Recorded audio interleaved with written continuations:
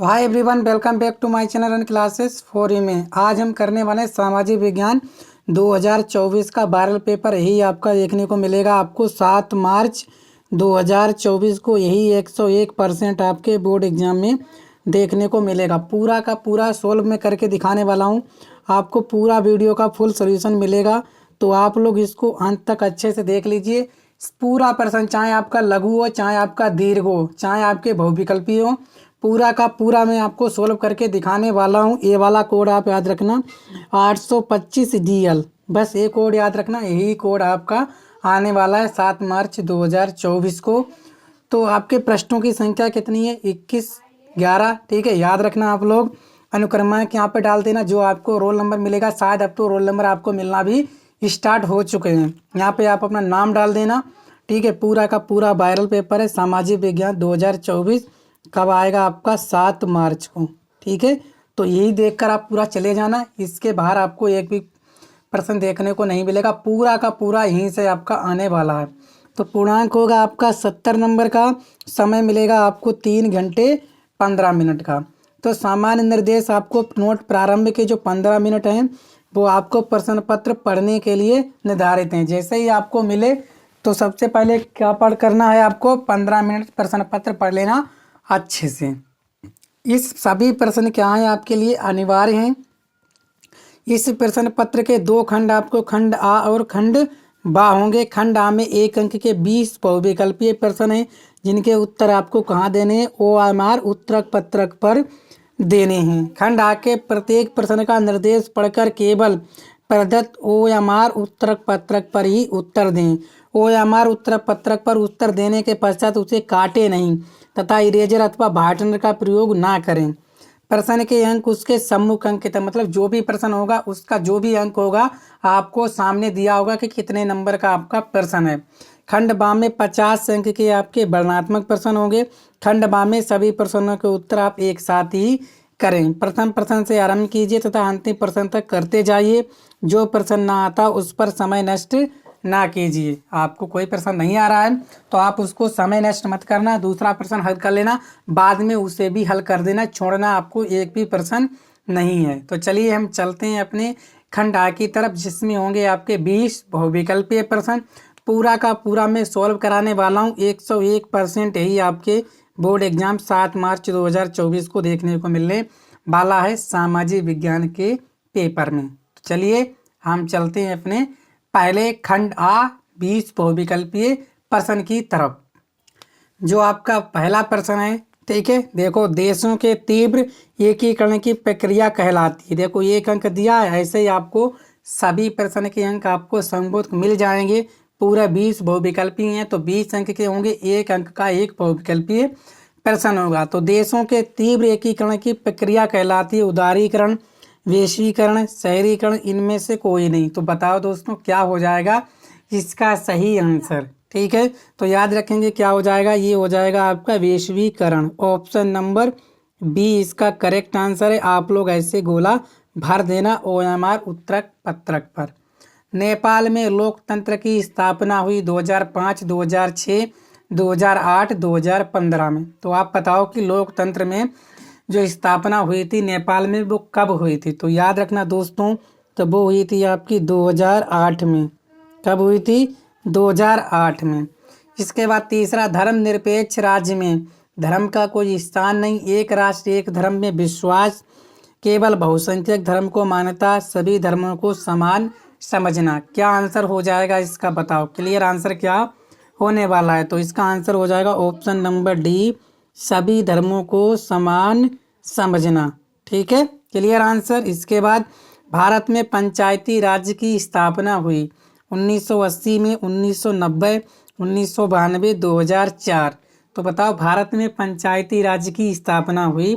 तो आप सभी जानते हो कि जो भारत में पंचायती राज्य की स्थापना हुई तो वो हुई थी आपकी 1992। ऑप्शन नंबर सी आपका बिल्कुल करेक्ट आंसर है। कब हुई थी? 1992। पांचवा, निम्नलिखित में से किस वस्तु का निर्यातक भारत नहीं है? देखो सभी प्रश्नों के अंक मिलेंगे आपको सामने। किस वस्तु का निर्यात जो है भारत नहीं करता है? बताओ। कॉफी है, उर्वरक है, आपका तंबाकू है, चाय है। तो किस वस्तु का निर्यातक भारत नहीं है? तो आप सभी जानते हो जो रासायनिक उर्वरक वगैरह हैं इनका निर्यातक भारत नहीं है। कॉफ़ी का भी करता है, तंबाकू का भी, चाय का भी, लेकिन किसका नहीं करता है? आपका उर्वरक का नहीं करता है। चलो छठा प्रश्न, सीमा सड़क संगठन का गठन किया गया था 1980 में, 1970 में, ठीक है। इसके बाद 1980 में, 1990, ये 1960। बताओ, 4 विकल्प हैं, सही विकल्प आपको बताना है। तो इसका जो सही आंसर होने वाला है दोस्तों, तो वो हो जाएगा सन 1960। कब? सन 1960 में सीमा सड़क संगठन का गठन किया गया था। चलो सातवां, इनमें से कौन सी रबी की फसल है? धान, दालें, मोटे अनाज, कपास। कौन सी आपकी रबी की फसल है? रबी मतलब गेहूं वाली, ठीक है। तो जितनी गेहूं में क्या होता है? आपका मोटा अनाज होता है ना। मोटा अनाज में कौन कौन सी आती है? आपकी सरसों, है कि नहीं? सरसों हो जाए तो ऑप्शन नंबर इसका सी आपका करेक्ट आंसर है, ठीक है। कौन सी रबी की फसल है? मोटे अनाज वाली। चलो 8, सलाल बांध किस नदी पर बना है? महानदी, चिनाब, सतलज, कृष्णा। तो बताओ सलाल बांध किस नदी पर बना है? सही आंसर बताओ, ठीक है। तो आप सभी जानते हो जो सलाल बांध बना है वो किस नदी पर बना है, तो आप लोग बताओ सही आंसर क्या हो जाएगा इसका, ठीक है। तो क्या हो जाएगा फटाफट आप लोगों को बताना है। तो आप जानते हो जो सलाल बांध बना है वो बना है आपका चिनाब नदी। कहाँ बना है? आपका चिनाब नदी। Option number B correct answer है इसका। कहाँ बना है? चिनाब नदी, ठीक है। नेक्स्ट प्रश्न बोला गया है कि चिपको आंदोलन संबंधित है मृदा संरक्षण से, वन संरक्षण से, जल संरक्षण से, वायु संरक्षण से। तो चिपको आंदोलन संबंधित है, बताओ, ठीक है। तो आपका जो चिपको आंदोलन है वो आपका वन संरक्षण से संबंधित है। Option number B correct answer है। क्लियर? 10वां, लाल पीली मिट्टी पाई जाती है दक्कन पठार में, मालवा प्रदेश में, ब्रह्मपुत्र घाटी में, थार रेगिस्तान में। तो लाल पीली मिट्टी पाई जाती है, तो आप बताओ किस में पाई जाती है? तो जो लाल पीली मिट्टी पाई जाती है तो वो पाई जाती है आपकी मालवा प्रदेश में। Option number B. चलो महामंदी का प्रारंभ किस वर्ष हुआ? 1919, 1924, 1929, 1934। इसका तो आंसर बच्चा बच्चा जानता है कि महामंदी का प्रारंभ हुआ था। कब हुआ था? 1929। Option number C 1929। 12वां, चोरा चोरी की कांड किस वर्ष हुआ? चोरी की चोरा, देखो कितना गलत बोल रहा है। चोरी चोरा की कांड किस वर्ष हुआ? सन 1922 में, सन 1924, सन 1925, सन 1930। तो बताओ क्या हो जाएगा? तो वो हुआ था आपका सन 1922 में हुआ था चोरा चोरी की घटना। चलो 13वां, महात्मा गांधी दक्षिण अफ्रीका से भारत कब वापस आए? तो बताओ कब वापस आए महात्मा गांधी दक्षिण अफ्रीका से भारत? तो वो आए थे आपके 1915। कब आए थे? 1915। Option number B. चलो नेपोलियन का संबंध किस देश से था? Germany, Italy, France, England. तो नेपोलियन का संबंध किस देश से था? तो आप सभी जानते हो जो, ठीक है, किससे था? तो नेपोलियन का संबंध था आपका फ्रांस। ऑप्शन नंबर सी किससे था? आपका फ्रांस से था। 15, जेकोबिन दल का संबंध था फ्रांस से, इंग्लैंड से, जापान से, भारत से। तो जेकोबिन दल का संबंध बताओ किससे था? ठीक है, तो किससे था वो जेकोबिन दल का संबंध? तो वो था दोस्तों आपका जापान से। किससे था? जापान से। 16वां, फ्रांस की क्रांति हुई सन 1788 में, सन 1789 में, सन 1790 में, सन 1787 में फ्रांस की क्रांति हुई। तो फ्रांस की क्रांति हुई थी सन 1789 में। Option number B. कब हुई थी? सन 1789 में। चलो गांधी इरविन समझौता कब हुआ? बताओ गांधी इरविन समझौता कब हुआ? तो आप बताओ कब हुआ था?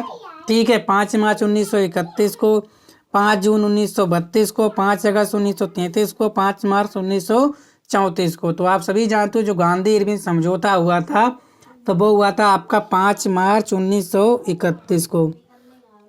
कब हुआ था? 5 मार्च 1931 को।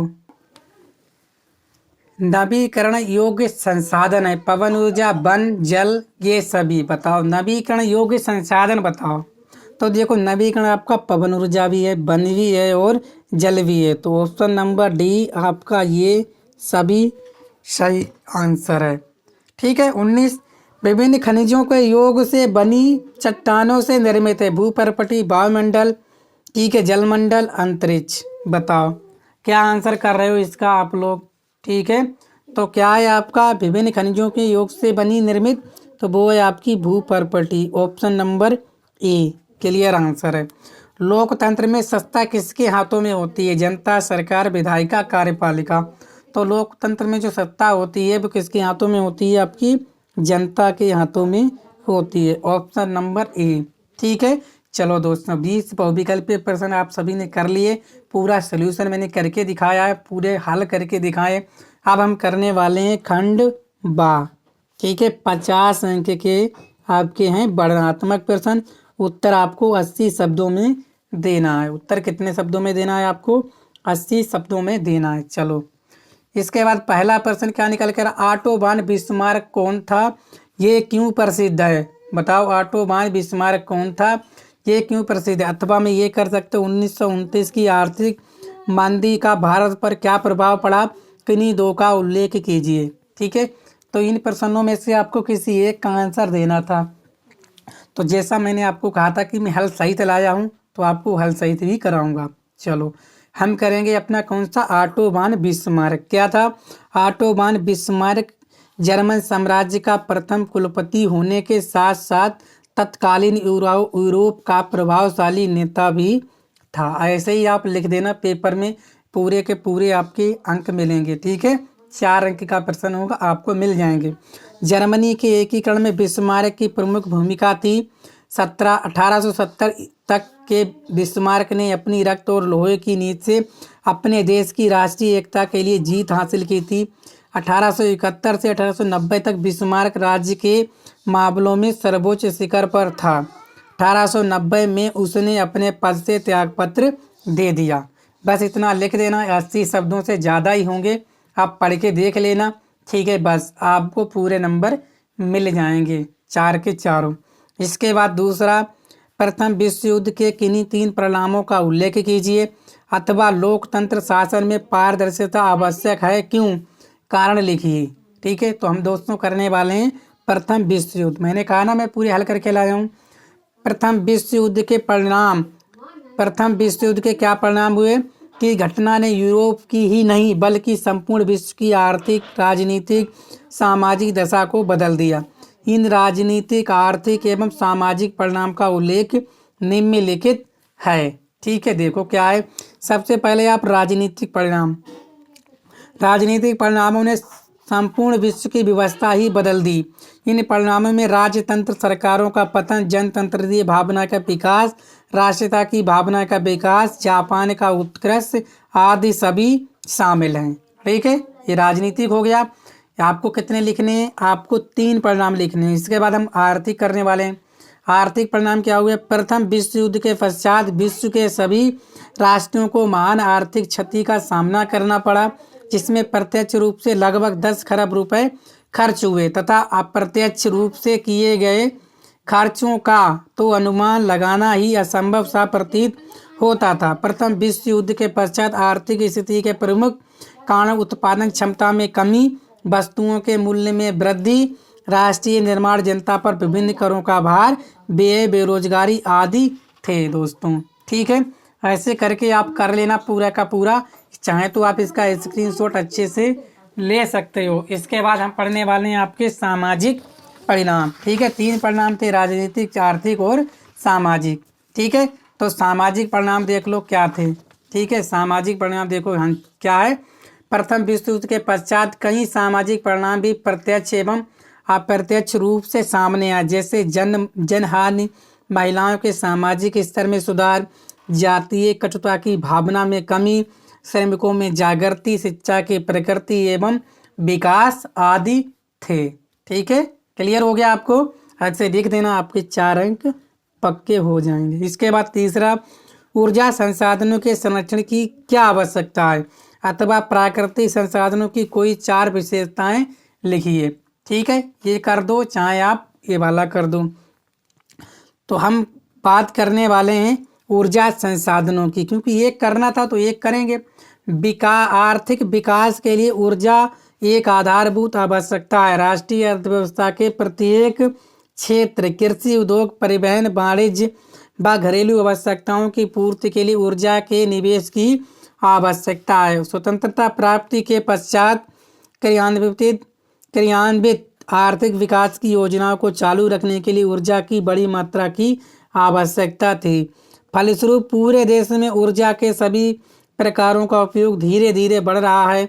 इस कारण ऊर्जा के विकास के सतत पोषणीय मार्ग के विकास करने की तुरंत आवश्यकता है। इसके लिए ऊर्जा के नवीकरण साधन खोजने होंगे तथा ऊर्जा के संसाधनों का संरक्षण करना होगा। ठीक है, सभी प्रश्नों का स्क्रीनशॉट लेना, नोट्स बना लेना, पीडीएफ चाहिए तो पीडीएफ भी मिल जाएगी। इसके बाद हम चौथा प्रश्न करेंगे, जैव विविधता क्या है, ये मानव जीवन के लिए क्यों महत्वपूर्ण है, अथवा गैर परंपरागत शक्ति के स्रोत से आप क्या समझते हैं, कोई 2 उदाहरण दीजिए। ठीक है, 4 अंक का है आपका। ठीक है, चलो तो हम करेंगे आपको जैव विविधता। जैव विविधता में वनस्पति तथा अन्य वन्य जीवन है। मनुष्यों में अनेक प्रकार के पेड़ पौधे, जीव जंतु तथा मानव की अनेक जातियां उपजातियां पाई जाती हैं। इसी को जैव विविधता कहते हैं। समझ में आ गया। जैव विविधता में वनस्पति तथा वन्य जीवन एवं मनुष्यों में अनेक प्रकार के पेड़ पौधे, जीव जंतु तथा मानव की अनेक जातियां पाई जाती हैं। इसी को जैव विविधता कहते हैं। मनुष्य को जैव विविधता के कारण आवश्यकता की अनेक वस्तुएं प्राप्त होती हैं, जिससे पृथ्वी पर उसका जीवन संभव होता है। ऐसे में जैव विविधता मनुष्य के लिए अत्यंत महत्वपूर्ण है। ठीक है, ऐसे करके लिख देना आप पूरा का पूरा पेपर, कोई दिक्कत नहीं होगी। ठीक है, इतना आपको हो गया। ठीक है, इतना आपका हो गया, नहीं हो गया दोस्तों? हो गया। चलो इसके बाद संघ वर्णनात्मक प्रश्न करेंगे, उत्तर लगभग 150 शब्दों में 6 अंक का। संघवाद क्या है, इसकी प्रमुख विशेषताएं बताइए। दोस्तों देखो, जो दीर्घ प्रश्न है वो अपने आप कर लेना बना के। ठीक है, मैं लिखाने लग गया तो आपका जो है याद किया हुआ धूमिल हो जाएगा। अथवा ये कर देना, विश्व की अर्थव्यवस्था के विकास में तकनीकी का क्या योगदान है, उदाहरण सहित लिखिए। भारतीय कृषि की कोई 6 विशेषताएं आप लिख देना, 6 अंक की। अथवा विदेशी व्यापार के लाभों का उल्लेख कीजिए। परिवहन तथा संचार के साधनों को किसी देश तथा अर्थव्यवस्था की जीवन रेखा क्यों कहे जाते हैं। अथवा में ये कर देना, मृदा अपरदन से आप क्या समझते हैं। मृदा अपरदन के उत्तरदायी 3 कारणों का उल्लेख कीजिए। आप ये वाला अच्छे से कर सकते हो, ये चाहे आप ना कर पाओ। ठीक है, चलो संगठित तथा असंगठित क्षेत्रों में अंतर लिखिए। अथवा में गुटेनबर्ग कौन था, वह क्यों प्रसिद्ध था। ठीक है, 6 अंक के आपको मिल जाएंगे। ये पूरे के पूरे आप तैयार कर लेना अच्छे से। ठीक है, 4 प्रश्न तैयार कर लेना, आप तैयार कर सकते हो। लॉन्ग प्रश्न है, क्योंकि लॉन्ग प्रश्न आपको हल चाहिए तो आपको पीडीएफ में मिल जाएगा, लिंक डिस्क्रिप्शन में, कोई दिक्कत। ठीक है, अब हम करेंगे आपके मानचित्र, जो आपके 10 अंक के पूछे जाएंगे। तो मानचित्र संबंधी प्रश्न क्या है, 10 अंक के। ठीक है, चलो क्या है, सविनय अवज्ञा आंदोलन का मुख्य केंद्र स्थल था। ठीक है ना, कहाँ था आपका, तो वो था आपका डांडी। कहाँ था दोस्तों, डांडी कहाँ, अहमदाबाद। ठीक है, ये सब याद रखना। अहमदाबाद कहाँ है सर, साबरमती। ठीक है, ये एक प्रश्न जरूर आपको देखने को मिलेगा। ठीक है, क्लियर। वह स्थान जहाँ महात्मा गांधी का जन्म हुआ, तो कहाँ हुआ उनका, पोरबंदर में हुआ, लेकिन कहाँ हुआ, गुजरात। कहाँ पड़ता है आपका पोरबंदर, गुजरात। ठीक है, वह स्थान जहाँ 1929 में भारतीय राष्ट्रीय कांग्रेस का अधिवेशन हुआ, कहाँ हुआ आपका, लाहौर। कहाँ हुआ दोस्तों, लाहौर कहाँ पड़ता है आपका, पंजाब। ठीक है, ऐसे कर लेना। वह स्थान जहाँ महात्मा गांधी ने साबरमती आश्रम की स्थापना की, तो कहाँ की आपकी, अहमदाबाद। साबरमती कहाँ है आपका, अहमदाबाद है, जैसा कि मैंने आपको ऊपर बताया है। वह स्थान जहाँ महात्मा गांधी ने नमक कानून तोड़ा, तो कहाँ तोड़ा उन्होंने, डांडी तोड़ा। ठीक है, डांडी कहाँ, अहमदाबाद, साबरमती के पास। 10वां, दिए गए मानचित्र में निम्नलिखित को आपको दर्शाना है। चाय उत्पादक क्षेत्र, चाय उत्पादक क्षेत्र आपको इस चिन्ह से, कहाँ है आपका, असम। जो मानचित्र है उसमें आपको दर्शा देना है। राणा प्रताप सागर बांध जो है इस चिन्ह से आपको दर्शाना है। कहाँ है आपका, राजस्थान। ठीक है, कहाँ है, रावत भाटा। कहाँ है आपका, राजस्थान में है, और आपका रावत भाटा। ठीक है, इतना याद रखना। लाल मिट्टी का क्षेत्र इस चिन्ह से आपको मानचित्र में दिखाना है। कहाँ है आपका, राजस्थान। लाल मिट्टी राजस्थान में, और आपकी कहाँ है, एमपी यानी मध्य प्रदेश। झारखंड के कोयला क्षेत्र गोदावरी नदी को आपको इस चिन्ह के द्वारा नाम सहित, कहाँ है आपका। ठीक है, तो ये आपको दर्शाना है। नागार्जुन सागर बांध इस चिन्ह द्वारा आपको दर्शाना है। ठीक है ना, दर्शा दोगे। ठीक है, ये पड़ता है आपका तेलंगाना में। कोई दिक्कत, ऐसे करके आपको दर्शा देना है। तो उम्मीद करता हूँ आप लोग समझ पाए होंगे। पूरा का पूरा PDF आपको मिल जाएगा। मैंने आपको 100% सॉल्व करके भी दिखा दिया है। तो आप वीडियो को शेयर कर देना दोस्तों के साथ। चैनल पर पहली बार आए, चैनल को सब्सक्राइब भी कर लीजिएगा। मिलते हैं नेक्स्ट वीडियो में। Thank you.